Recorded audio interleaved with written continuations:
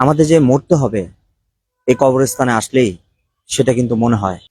মসজিদ থেকে যখন অ্যালার্ম হয়, মৃত্যুর খবর আমাদের কান পর্যন্ত এসে পৌঁছায়, তখন কিন্তু আমরা এই মৃত্যুর কথাটা মনে করি শুধুমাত্র। আসসালামু আলাইকুম ওয়া রাহমাতুল্লাহি ওয়া বারাকাতুহু। দর্শক, এই মুহূর্তে দাঁড়িয়ে আছি মাজদাহের কবরস্থানে।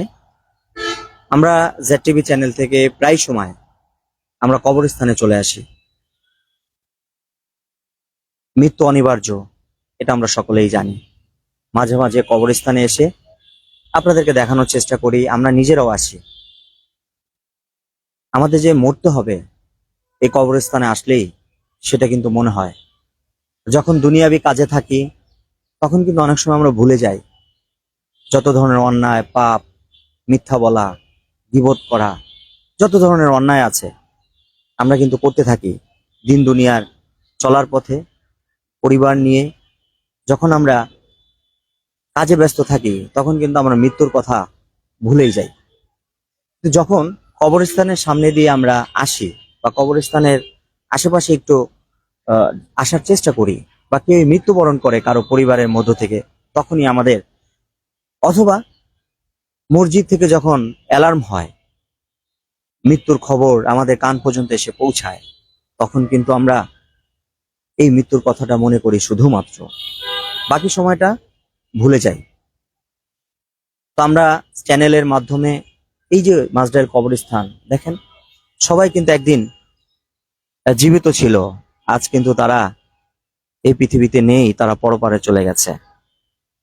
আমাদেরও একদিন এই জায়গাতে চলে যেতে হবে।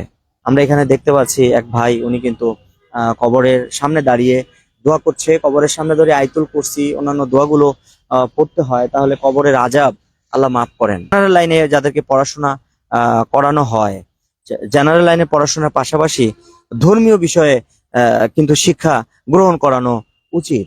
আপনার ওয়ারি যারা রয়েছে, আপনার সন্তান, আপনার কাছের মানুষ যারা রয়েছে, তাদেরকে বেশি বেশি করে বলবেন যে যেন ধর্মীয় বিষয়ে জ্ঞান থাকে, ধর্মীয় বিষয়ে জ্ঞান অর্জন করা হয়।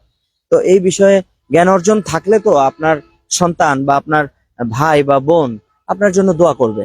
আর যদি দোয়ার নিয়ম কানুন না জানে, কবরে এসে যে দোয়া করতে হয়, বা যারা মৃত্যুবরণ করেছে তাদের আত্মার মাগফিরাতের জন্য দোয়া করতে হয়, সেটা যদি আপনারা না করতে জানেন, তাহলে তো আপনারা কবরে আসবেন না। নাম?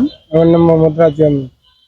এখানে এসেছেন মানে আমি এখানে সিও ভাইয়ের কবর দেখতে এসেছি। পুরো পৃথিবীর মানুষকে আল্লাহ রাব্বুল আলামিন যেন কোরআন এবং সুন্নাহর আলোকে চলার তৌফিক দান করুক। সকলে বলুন আমিন।